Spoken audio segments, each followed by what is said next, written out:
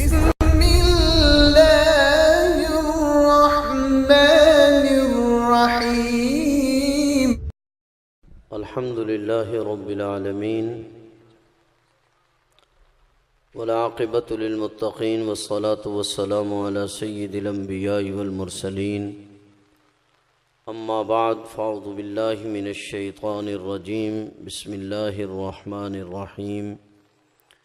اهدنا الصراط المستقيم صراط الذين أنعمت عليهم غير المغضوب عليهم ولا الضالين. قال الله تبارك وتعالى أولئك الذين أنعم الله عليهم من النبيين والصديقين والشهداء والصالحين. قال الله تبارك وتعالى الرحمن علم القرآن خلق الإنسان علمه البيان الشمس والقمر بحسبان. قال الله تبارك وتعالى وعلم آدم الأسماء كلها ثم عرضهم على الملائكة فقال أنبئوني بأسماء هؤلاء إن كنتم صادقين. صدق اللہ وصدق رسولہ النبی الکریم. دروشی پڑھ لیجئے. اللہم صلی علی محمد وعلی آل محمد کما صلیت علی ابراہیم وعلی آل ابراہیم انک حمید مجید. اللہم بارک علی محمد وعلی آل محمد کما بارکت علی ابراہیم وعلی آل ابراہیم انک حمید مجید. قابل ست تکریم معزز علماء کرام و برادران اہل سنت والجماعت، میرے معزز بزرگوں، دوستوں، عزیز نوجوان ساتھیوں، بغیر کسی تمہید کے میں نے دو تین آج کی دنیا کے اہم موضوعات پر بات کرنی ہے.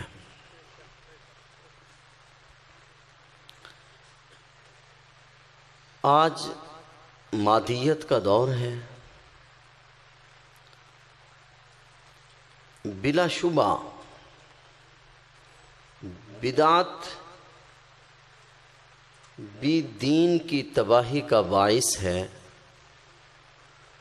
مگر آج کے دور میں بدعت سے بڑھ کر الحاد کا فتنہ زیادہ سنگین ہے. تھوڑی سی توجہ چاہوں گا. دین میں کوئی مسئلہ موجود نہ ہو اس کو دین کہنا یہ بدعت. دین میں مسئلہ موجود ہو اس کو دین سے خارج کرنا یہ الحاد ہے. توجہ چاہوں گا. ایک مسئلہ دین میں نہیں ہے اس کو دین کہنا یہ بدعت ہے، اور ایک مسئلہ دین میں ہے اس کا انکار کرنا یہ الحاد ہے. دین کی مثال کھیت کی ہے اور بدعت اس میں اس طرح ہے جس طرح کھیت میں جڑی بوٹی، اور الحاد اس طرح ہے جس طرح کھیت کا کیڑا. بدعت یعنی جڑی بوٹی بھی کھیت کو نقصان پہنچاتی ہے، مگر الحاد وہ کھیت کو تباہ و برباد کر دیتا ہے. علماء نے لکھا ہے بدعت کی مثال کچی روٹی کی طرح ہے. کچی روٹی استعمال کرو گے پیٹ خراب ہو، اور الحاد کی مثال جلی ہوئی روٹی کی طرح ہے. تو دین میں بدعت بھی خطرناک ہے جس پر حضرت شیخ روشنی ڈال رہے تھے، مگر دین میں الحاد بھی انتہائی خطرناک ہے. اہل سنت اعتدال کا راستہ ہے، نہ حد سے بڑھنا ہے نہ حد سے کم کرنا ہے. دین بس اللہ کے حکم حضور علیہ السلام کی طرز پر پورا کرنے کا نام دین ہے۔ اللہ کے حکم کو حضور علیہ السلام کی طرز پر پورا کرنے کا نام دین ہے، نہ اس میں کسی زیادتی کی اجازت ہے اور نہ اس میں کسی کمی کی اجازت ہے۔ ایک بات۔ دوسری بات، آج کیونکہ ترقی کا دور ہے، اس لیے خوب سمجھ لیجئے کہ آج کے دور میں معلومات کو دین سمجھا جا رہا ہے۔ یاد رکھنا، معلومات اور ہیں، علم اور ہے۔ توجہ، معلومات اور ہیں، علم اور ہے۔ علم اور معلومات میں کیا فرق ہے؟ معلومات نام ہے قیل و قال کا، حضور علیہ السلام نے یہ کہا، اللہ نے یہ کہا، بزرگوں نے یہ کہا، اکابرین نے یہ کہا، یہ معلومات ہے۔ معلومات نام ہے قیل و قال کا، اور علم نام ہے اللہ کی معرفت کا، کہ جس دل میں علم آتا ہے اس میں اللہ کی معرفت آتی ہے، گناہوں سے نفرت آتی ہے۔ حضرت امام شافعی رحمہ اللہ تعالی نے اپنے استاد محترم حضرت امام وکی سے اپنے کمزور حافظے کی شکایت کی۔ شکوت الی وکین سوء حفظی۔ امام شافعی نے حضرت امام وکی اپنے استاد سے شکایت کی اپنے کمزور حافظے کی۔ شکوت الی وکین سوء حفظی فاوصانی الی ترک المعاصی۔ امام شافعی نے اپنے استاد سے کہا کہ میرا حافظہ کمزور ہے، فاوصانی الی ترک المعاصی، فرماتے میرے استاد نے فرمایا مجھے وصیت کی کہ گناہوں کو چھوڑ دو۔ کیوں؟ کہا فَإِنَّ الْعِلْمَ نُورٌ مِّنْ إِلَٰهِ، اس لیے کہ علم اللہ کا نور ہے، وَنُورُ اللَّهِ لَا يُعْطَى لِعَاصِي، اور اللہ کا نور کبھی گناہگار کے سینے میں نہیں آیا کرتا۔ فَإِنَّ الْعِلْمَ نُورٌ مِّنْ إِلَٰهِ، علم یہ تو اللہ کا نور ہے، وَنُورُ اللَّهِ لَا يُعْطَى لِعَاصِي، اللہ کا نور گناہگار سینے پر نہیں آتا۔ علم اللہ کا نور ہے، نبی کے سینے پر اترتا ہے، اور نبی کے سینے سے پھر سینہ در سینہ چلتا ہے۔ لہذا علم کے لیے ضروری ہے کہ اس کی سند جناب رسول اللہ صلی اللہ علیہ وسلم تک پہنچ رہی، اور اگر اس کی سند جناب رسول اللہ صلی اللہ علیہ وسلم تک نہیں پہنچ رہی پھر وہ معلومات تو ہو سکتی ہیں، علم نہیں۔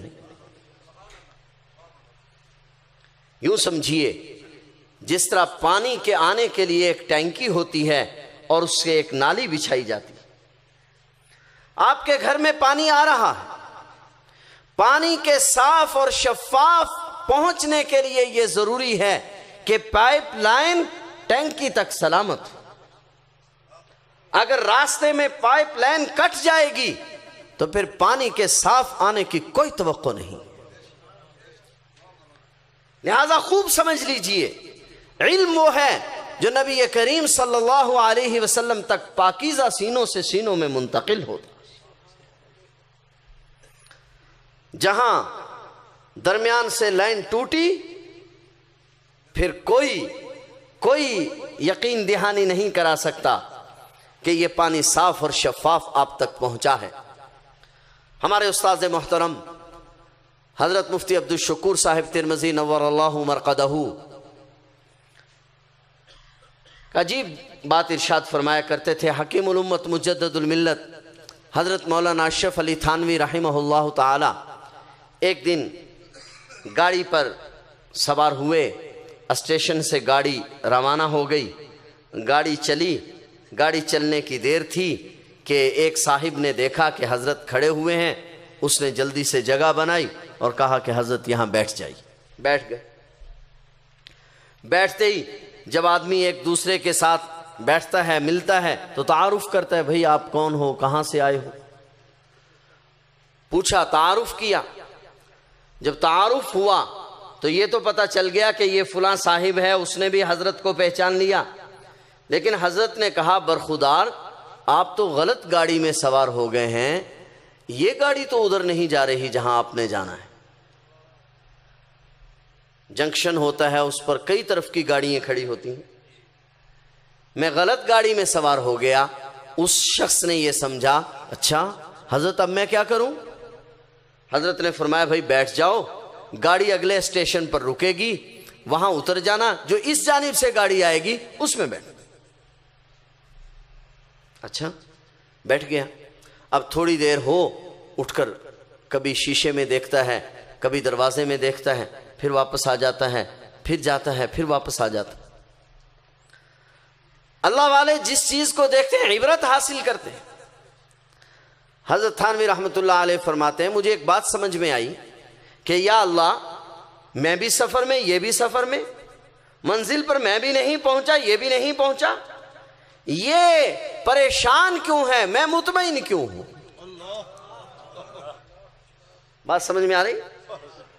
منزل پر تو میں بھی نہیں پہنچا، یہ بھی نہیں پہنچا، لیکن میں مطمئن کیوں ہوں، یہ پریشان کیوں ہے؟ پھر ایک عجیب بات ارشاد فرمائی، فرمایا میں مطمئن اس لیے ہوں کہ میں اس گاڑی میں سوار ہوں جو اپنی منزل کی طرف جا رہی ہے، اور یہ پریشان اس لیے ہے کہ اس گاڑی میں سوار ہو گیا جو منزل کی طرف نہیں جا رہی ہے۔ پھر ایک عجیب بات لکھی، فرمایا سمجھ لیجئے کہ اس گاڑی کے انجن جناب محمد کریم صلی اللہ علیہ وسلم، اور اس کے ڈبے صحابہ کرام سے لے کر آج تک امت کے وہ علماء ہیں جو امت کی رہنمائی کر رہے ہیں۔ لہٰذا اگر تم اپنی منزل پر پہنچنا چاہتے ہو تو پھر دو چیزیں ضروری ہیں، ایک یہ کہ جس ڈبے میں تم سوار ہو وہ ڈبہ اس لائن پر ہو جس لائن پر انجن ہے۔ نہیں سمجھ رہے میری بات؟ بڑوں کی بات عرض کر رہا ہوں، میری کیا حیثیت؟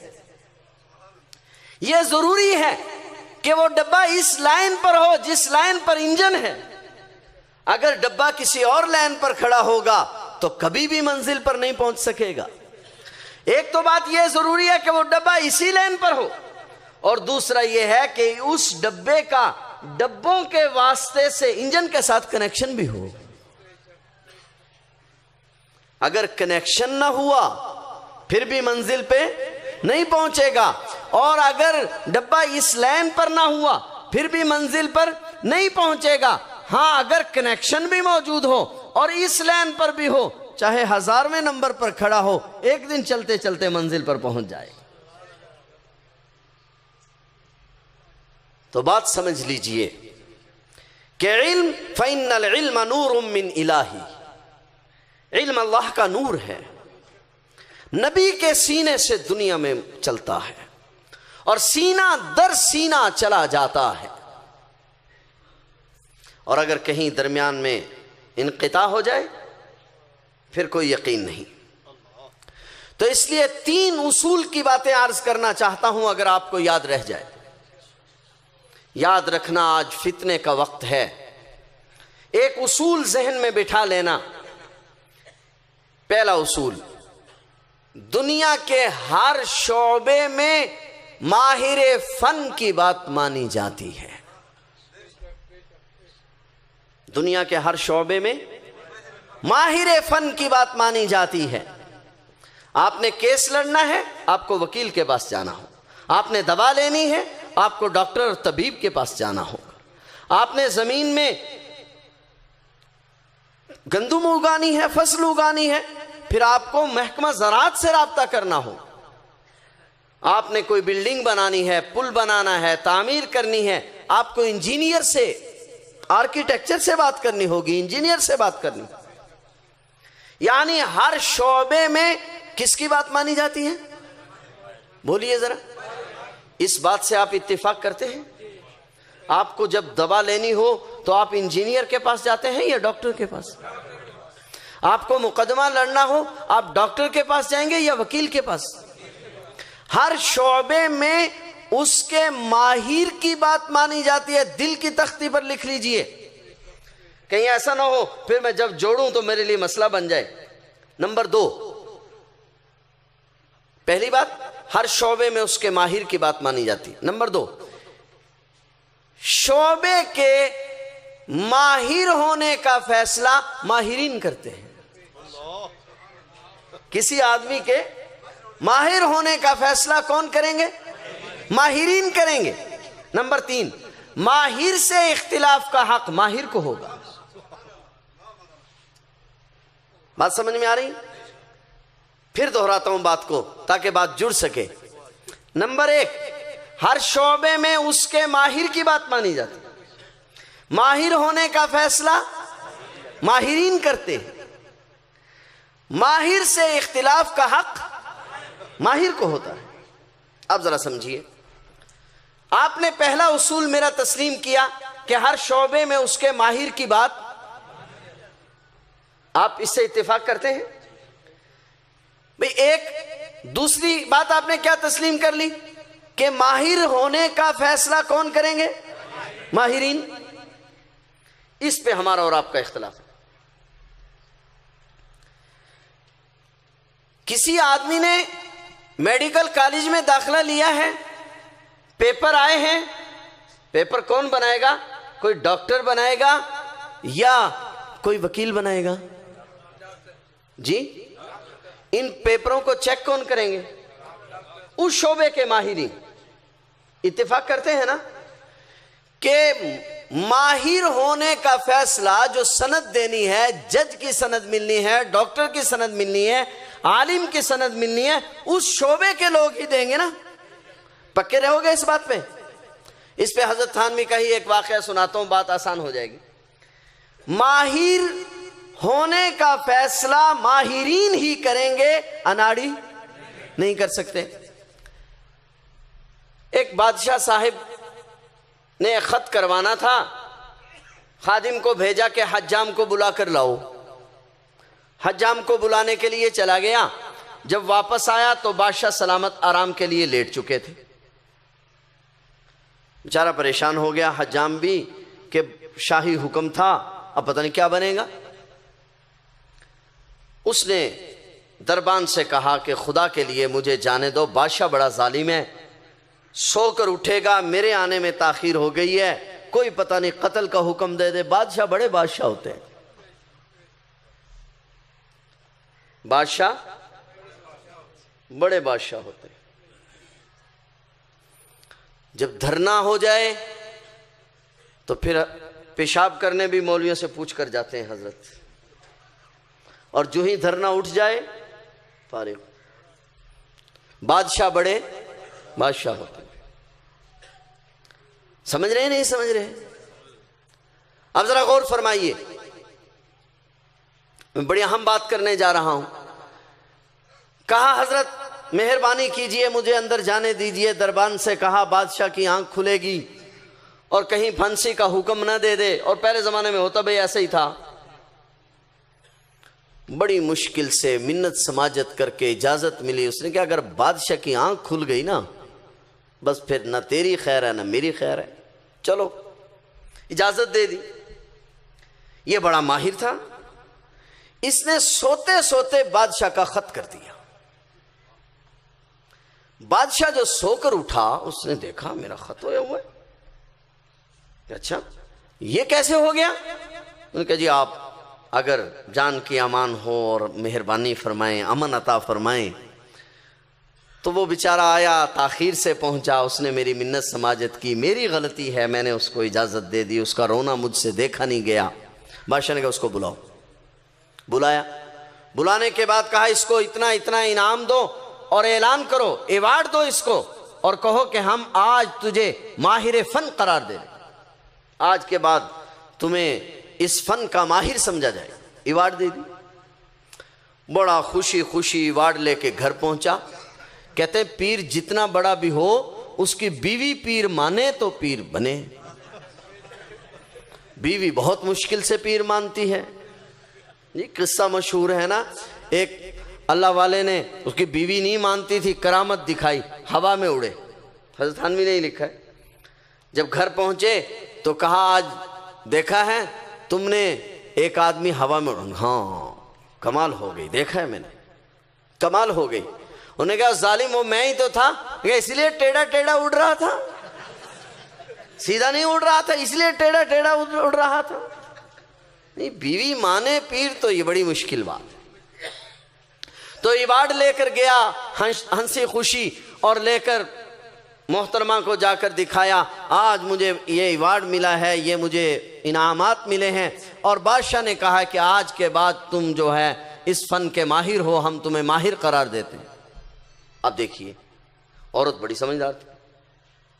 اس نے کہا بادشاہ کو کیا پتا ہے، بادشاہ کون ہوتا ہے تمہیں ماہر قرار دینے والا؟ تمہیں ماہر اس وقت مانا جائے گا جب حجام تجھے ماہر کہیں گے. بالوں کا کاٹنا کیا ہے؟ تجھے ماہر اس وقت سمجھا جائے گا جب اس فن کے ماہرین کہیں گے کہ تو ماہر ہے، ورنہ تجھے کیسے ماہر تسلیم کر لیں. تو ہر شعبے میں ماہر فن کی بات مانی جاتی ہے، اور ماہر فن ہونے کا فیصلہ ماہرین فن ہی کر سکتے ہیں. نمبر 3، ماہر فن سے اختلاف کا حق بھی ڈاکٹر سے اختلاف کا حق ڈاکٹر کو ہے، انجینئر سے اختلاف کا حق انجینئر کو ہے، اور وکیل سے اختلاف کا حق وکیل کو ہے. لیکن عجیب بات ہے، ایک آدمی نے، اور بات آسان کرتا ہوں، ایک آدمی انگریزی سیکھ لے اور فرفر انگریزی بولنے لگے، ڈاکٹر بن جائے گا؟ اس کو ڈاکٹر کہیں گے کہ یہ انگریزی پڑھ سکتا ہے اس لیے ڈاکٹر ہے؟ کہیں گے؟ ایک آدمی انگریزی سیکھ لے، انگریزی کے سیکھ لینے سے وہ وکیل بن جائے گا؟ ایک آدمی انگریزی سیکھ لے وہ انجینئر بن جائے گا؟ انگریزی سیکھنے سے کوئی انجینئر نہیں بنتا، اس کے لیے علیحدہ پروسیس ہے. انگریزی سیکھ لینے سے کوئی وکیل نہیں بنتا، اس کے لیے علیحدہ پروسیس ہے. انگریزی سیکھ لینے سے کوئی ڈاکٹر نہیں بنتا، اس کے لیے علیحدہ پروسیس ہے. عربی کے 2 لفظ جان کر مفسر کیوں بن جاتے ہیں؟ نہیں بات سمجھ میں آ رہی؟ عربی کے 2 سطریں پڑھ کے آج لوگ مفسر بن رہے ہیں. 2 عربی کی سطروں کا ترجمہ کرنا آ جائے تو لوگ محدث بن جاتے ہیں.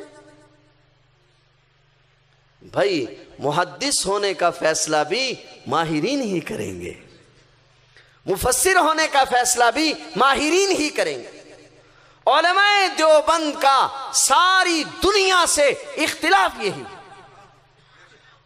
بات کو سمجھو، ہمارا ساری دنیا سے تنازع یہی. آج کوئی مفسر بنا ہوا ہے، کوئی محدث بنا ہوا ہے، کوئی فیصلے کر رہا ہے، جج بنا ہوا ہے. کیا عجیب عجیب فیصلے ہیں، کیا عجیب باتیں ہیں. ایک صاحب کہنے لگے ہم تو قرآن و حدیث کو دیکھتے ہیں، ائمہ کرام کو دیکھتے ہیں، ائمہ کرام میں سے جس کا مسئلہ قرآن کریم کے زیادہ مطابق ہوگا وہ مانیں گے. گویا کہ یہ صاحب جج ہے نا. حضرت قاضی صاحب تشریف لے آئے ہیں.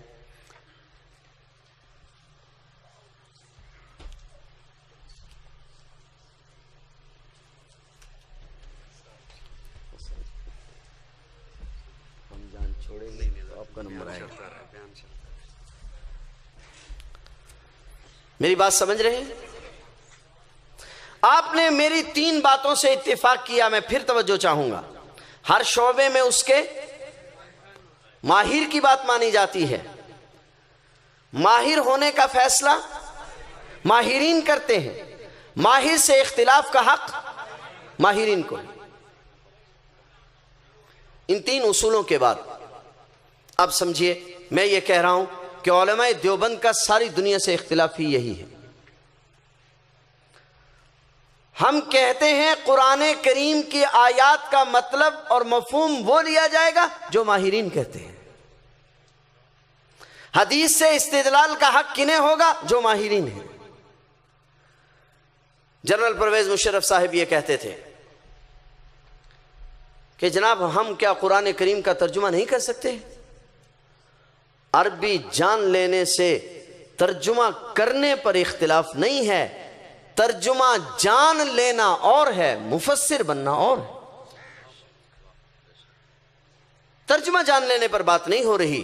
جس طرح انگریزی جان لینے سے آدمی ڈاکٹر نہیں بن جاتا، انگریزی جان لینے سے انجینئر نہیں بن جاتا، اسی طرح ہم کہتے ہیں قرآن کریم کے عربی کے الفاظ جان لینے سے آدمی ماہر نہیں بن جاتا جب تک اس پروسیس سے نہ گزر کر آئے جو مفسر بننے کے لیے ضروری ہے۔ تو آج جو الحاد کا فتنہ، میں نے جہاں سے بات شروع کی تھی، الحاد کا فتنہ دنیا میں ظاہر ہو رہا ہے کہ مسائل دین میں ایک مسئلہ نہ ہو اس کو دین کہنا بدعت ہے، ایک مسئلہ دین میں ہو اس کا انکار کرنا الحاد ہے۔ اور آج الحاد کا زور ہے، آج الحاد کا زور ہے۔ کبھی کسی مسئلے کا انکار کیا جا رہا ہے، کبھی کسی مسئلے کا انکار کیا جا رہا ہے۔ حضرت مولانا سرفراز خان صاحب صفدر رحمہ اللہ تعالی سے ان کے صاحبزادوں نے ایک بات پوچھی کہ حضرت آپ نے 60 سال کے قریب حدیث پڑھائی ہے، کوئی ایک بات ایسی بتلا دیجئے جس کو ہم اپنے پلے باندھ لیں اور ساری زندگی گمراہ نہ ہوں۔ تو شیخ نے ایک عجیب بات فرمائی۔ شیخ نے فرمایا، میری بات دل کی تختی پر لکھنا، میری بات نہیں، میں تو ناقل ہوں صرف۔ شیخ نے عجیب بات ارشاد فرمائی، فرمایا علماء بہت ہوں گے، علم کے دعوے دار بہت ہوں گے، جو عالم آپ کو اپنے آپ سے جوڑنے کی کوشش کرے اور اپنے علم کا روب بٹھائے، سمجھ لینا وہ گمراہ ہے، اور جو اپنے سے جوڑنے کی بجائے سابقہ 1400 سال کی امت سے جوڑے، سمجھنا وہ حق پر ہے۔ جو اپنے سے جوڑنے کی کوشش کرے اور یہی کہے کہ جو میں کہہ رہا ہوں وہ حق ہے، سمجھ لینا یہ کوئی چاند چڑھائے گا۔ اور جو ان سے جوڑتا ہے، اکابرین سے جوڑتا ہے، پچھلوں سے جوڑتا ہے، اب سمجھ لیجئے کہ وہ اصل میں ہمیں اس راستے پر لانا چاہتا ہے جس راستے پر انجن موجود ہے۔ بات یاد ہے؟ اس راستے پر لانا چاہتا۔ تو میں ہاتھ باندھ کر عرض کروں گا کہ خدا را اپنے اکابر کا دامن پکڑ کے رکھیں، اس کو مت چھوڑیں۔ اس کو چھوڑیں گے تو جگہ جگہ پر فتنے ہیں۔ تو میں الحاد کی بات کر رہا تھا، میری بات رہ جائے گی۔ تو آج قرآن کریم کی آیات سے استدلال کیا جا رہا ہے، کہا جا رہا ہے ہم تو کوئی کہتا قرآن کے ماننے والے ہیں، کوئی کہتا ہم قرآن و حدیث کے ماننے والے ہیں، اور ہم تو قرآن و حدیث کو دیکھتے ہیں۔ ایک بات کہہ دوں، توجہ ہے؟ ایک جگہ گفتگو ہو رہی تھی تو ایک صاحب نے کہا کہ میں اصل میں تو ویکھدا ہوں نا، انہی کی لہجے میں عرض کر رہا ہوں، جیدہ مسئلہ قرآن حدیث دے مطابق ہوئے گا مان لیں گے، یہ فیصلہ کون کرے گا؟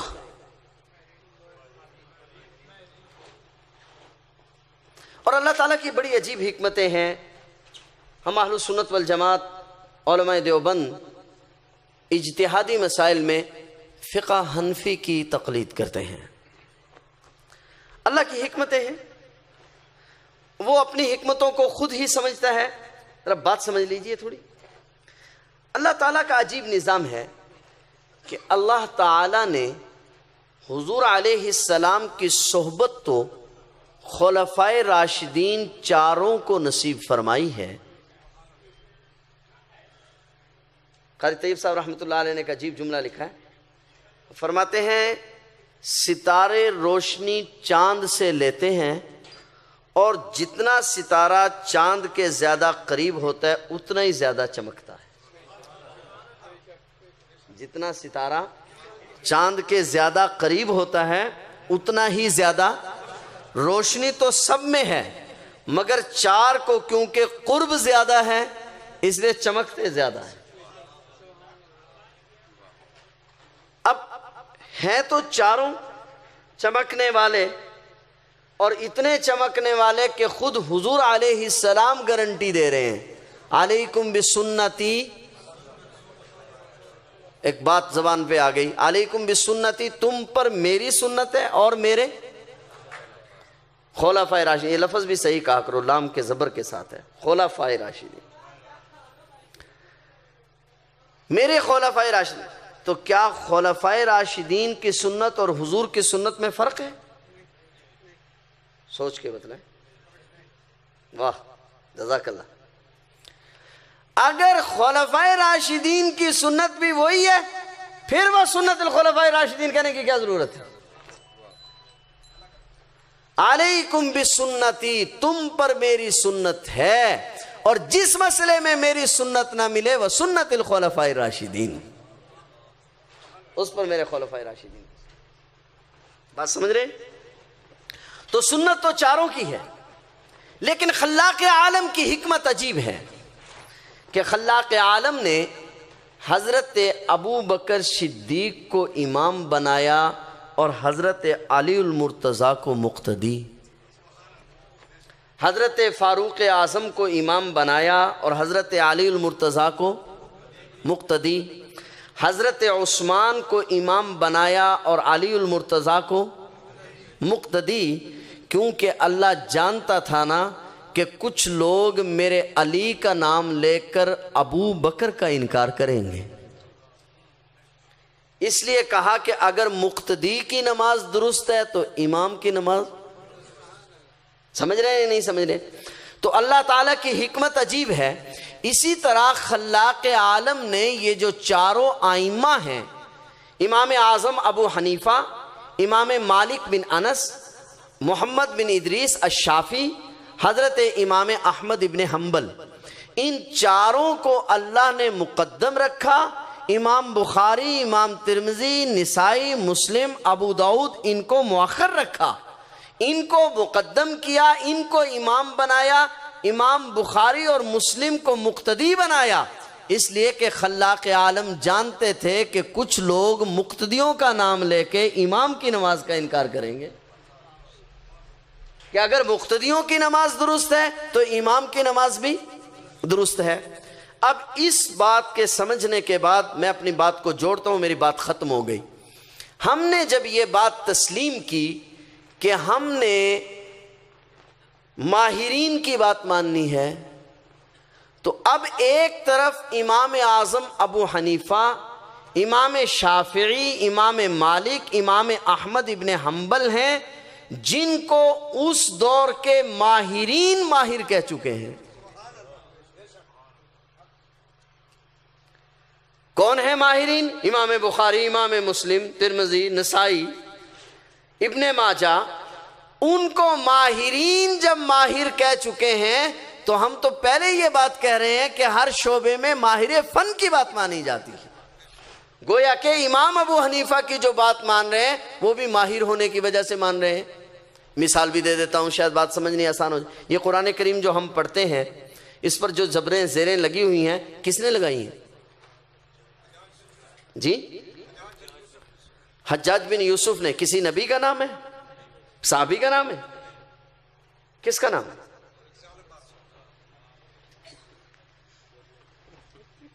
ظالم بادشاہ کا نام ہے۔ لیکن پوری امت اس نے جو زبریں زیریں لگائی ہیں وہی پڑھ رہی ہے یا نہیں پڑھ رہی؟ آج تک کسی نے اعتراض نہیں کیا یار یہ تو ایک فاسق آدمی تھا، کسی نے نہیں کہا یہ تو ظالم جابر تھا، کسی نے نہیں کہا یہ تو وہی حجاج بن یوسف ہے جو رات کو اس وقت تک نہیں سوتا تھا جب تک کسی کا خون نہیں کر لیتا تھا، کسی نے نہیں کہا یہ تو وہی حجاج بن یوسف ہے جس نے حضور علیہ السلام کی منشا کے مطابق بنا ہوا بیت اللہ اس لیے گرا دیا اور دوبارہ تعمیر کرایا کہ لوگ اس کو ابن زبیر کا قبلہ کہیں گے،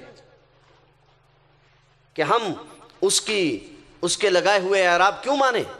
ساری امت نے تسلیم کر لیے کہ حجاج بن یوسف جو بھی تھا عربی زبان کا ماہر تھا۔ نہیں سمجھ رہے بات؟ کہ جو بھی اس پر اعتراض کیا جائے اس بات کو مانے بغیر چارہ نہیں ہے کہ حجاج بن یوسف عربی زبان کا ماہر تھا۔ تو معلوم ہوا کہ آج جو قرآن کریم ہم پڑھ رہے ہیں وہ بھی ماہرین کی اتباع میں پڑھ رہے ہیں۔ جب اس ماہر کی اتباع میں ہم قرآن پڑھتے ہیں تو کوئی نہیں کہتا یہ بزرگوں کا قرآن پڑھ رہے ہو، اللہ کا قرآن نہیں پڑھ رہے۔ کوئی کہتا ہے کہ تم یہ بزرگوں کا قرآن پڑھ رہے ہو؟ کوئی نہیں کہتا تم ظالم بادشاہوں کا قرآن پڑھ رہے ہو، اللہ کا قرآن نہیں پڑھ رہے۔ تو جب ہم امام اعظم ابو حنیفہ رحمہ اللہ تعالی نے جس نماز کو ترتیب دیا ہے، نماز وہی ہے رسول اللہ صلی اللہ علیہ وسلم والی، یہ نہ سمجھ لینا بھائی، بات کو غلط ملت نہیں کر دینا، نماز وہی ہے۔ صرف میں تو مثال دیا کرتا ہوں، لوگ آج بعض اوقات کہتے ہیں یار آپ عجیب ہیں، آپ حنفی شافی مالکی کہلاتے ہیں، صحابہ کرام تو نہیں کہلاتے۔ بھئی سمجھیں بات، حضور علیہ السلام دریا ہے، کیا ہے؟ بولو بولو ذرا، جتنی جلدی چلو گے جان چھوٹے گی۔ حضور علیہ السلام کیا ہے؟ دریا ہے۔ اب اس دریا تک پہنچنے کے لیے یہ نہریں ہیں، یہ حنفی نہر ہے، شافی نہر ہے، مالکی نہر ہے، حنبلی نہر ہے، اس لیے کہ ہم دریا سے دور بیٹھے ہیں۔ جو لوگ دریا سے دور بیٹھے ہوں انہیں پانی کس ذریعے سے جاتا ہے؟ نہروں کے ذریعے سے جاتا ہے۔ تو صحابہ کرام کو حنفی کہلانے کی کیا ضرورت تھی؟ وہ تو دریا پہ بیٹھے تھے، انہیں نہر پہ آنے کی کیا ضرورت تھی؟ نہیں سمجھ رہے بات؟ ان کو حنفی شافی کہلانے کی کیا ضرورت تھی؟ وہ تو دریا پہ بیٹھے تھے، انہیں نہر سے پانی لینے کی کیا ضرورت تھی؟ صحابہ کرام حدیث بیان کرتے تھے یا نہیں؟ تو یہ بھی کہتے تھے کہ یہ بخاری شریف میں ہے، یہ بھی کہتے تھے کہ یہ مسلم شریف میں ہے۔ امام مسلم تو 200 سال کے بعد پیدا ہوا، ان کو یہ کہنے کی ضرورت ہی نہیں تھی، اس لیے کہ وہ تو دریا پہ بیٹھے تھے، وہ تو براہ راست سن رہے تھے۔ صحابہ کرام کو اس کی ضرورت نہیں تھی کیونکہ وہ دریا پر موجود تھے، ہمیں ضرورت ہے اس لیے کہ ہم دریا سے دور بیٹھے ہیں، تو ہمیں تو نہروں کی ضرورت ہے۔ تو لیکن نہر کون سی؟ نہیں بھول گیا آپ بات، نہر کون سی؟ جو دریا تک پہنچتی ہو، یہی تو بات ہے۔ نہر کون سی؟ جو دریا تک جاتی ہو اور سلامت ہو، راستے میں سے ٹوٹی ہوئی کسی اور نہر کا پانی اس میں مل نہ گیا ہو۔ سمجھ رہے ہیں بات یا نہیں سمجھ رہے؟ تو گفتگو کا خلاصہ یہ ہوا بھائی کہ علم اس کو کہتے ہیں، علم اللہ کا نور ہے، نبی کے سینے پر آتا ہے، نبی کے سینے سے پوری دنیا میں پہنچتا ہے، لہٰذا کسی سے مسئلہ پوچھنے سے پہلے، کسی پر اعتماد کرنے سے پہلے، کسی تفسیر کا مطالعہ کرنے سے پہلے یہ دیکھ لیجئے کہ اس کی سند رسول اللہ صلی اللہ علیہ وسلم تک پہنچ رہی ہے یا نہیں پہنچ رہی۔ پہنچ رہی ہے تو بات سلامت ہے، ورنہ اگر نہیں پہنچ رہی تو پھر کوئی یقین اور اعتماد نہیں۔ علماء دیوبند کے پیچھے جو چل رہے ہیں اس کی بنیاد صرف یہ ہے کہ دیوبندی کہتے اس کو ہیں جس کی سند رسول اللہ صلی اللہ علیہ وسلم تک سلامت ہو، بس ایک ہی پہچان ہے۔ کیا پہچان ہے؟ بولیے ذرا۔ جس کی سند رسول اللہ صلی اللہ علیہ وسلم تک ہو۔ اور میں آپ کو معلوم ہے میں اور مزاج کا آدمی ہوں، میں یہ عرض کیا کرتا ہوں کہ تنقید کرنے کا میں عادی نہیں ہوں، اتنی بات کہا کرتا ہوں کہ ہاؤلائی آبائی، یہ ہمارے آبا و اجداد ہیں جن کی سند جناب رسول اللہ صلی اللہ علیہ وسلم تک جا رہی ہے۔ اگر کسی اور کی سند جا رہی ہو تو ضرور اس کے پیچھے جانا چاہیے، اور اگر سند نہیں جا رہی تو پھر بھائی کسی غلط فہمی کا شکار نہ ہو جائیے، کسی لیبل کا شکار نہ ہو جائیے، کسی ماٹو کا شکار نہ ہو جائیے، بلکہ لیبل بہت سارے ہیں۔ حضور علیہ السلام کا خود فرمان ہے، ایک زمانہ آئے گا لوگ ایسی نمازیں پڑھیں گے تم اپنی نمازوں کو ان کے مقابلے میں ہلکی سمجھو گے، قرآن و حدیث کی باتیں اتنی کریں گے، تم اپنے علم کو ان کے مقابلے میں کمزور سمجھو گے، مگر وہ دین سے اس طرح نکل جائیں گے جس طرح آٹے سے نمک نکل جاتا ہے، آٹے سے بال نکال لیا جاتا ہے، اس طرح ان کو دین سے نکال لیا جائے گا، وہ دین سے اس طرح خارج ہو جائیں گے۔ تو معلومات پہ مت جائیے، پہلے یہ پوچھ لیجئے، مسئلہ اس سے پوچھنا ہے، قرآن اس سے سمجھنا ہے، حدیث اس سے سمجھنی ہے جس کی سند رسول اللہ صلی اللہ علیہ وسلم تک ہو۔ اگر سند نہیں پہنچ رہی تو پھر مت بھول جائیے، مت غلطی کا شکار ہو جائیے۔ اللہ تبارک و تعالیٰ سے دعا ہے اللہ جل شانہ ہمیں انہی اکابرین کے ساتھ زندہ رکھے، انہی کے ساتھ موت نصیب فرمائے۔ آخر دعواہم